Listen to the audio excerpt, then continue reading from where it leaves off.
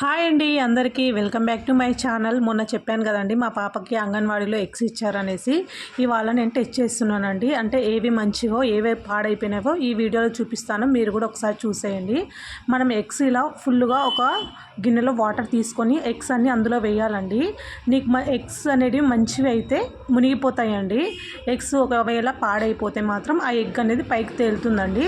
చూసారా, అక్కడ మంచివన్నీ మునిగిపోయాయి, ఇది పాడైపోయిన ఎగ్ మాత్రం ఇలా పైకి తేలుతుందండి.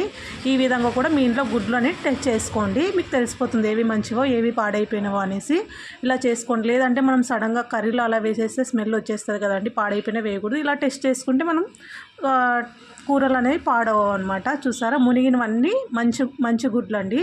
ఇలా తేలుతుందే వాటర్లో, అది పాడైపోయిన గుడ్డు అనమాట. చూసారా, ఆ విధంగా టెస్ట్ చేసుకోవాలండి. ప్లీజ్ అండి మన వీడియోస్ నచ్చితే లైక్ చేయండి, షేర్ చేయండి, సబ్స్క్రైబ్ చేయండి, మన ఛానల్ని సపోర్ట్ చేయండి. Thank you.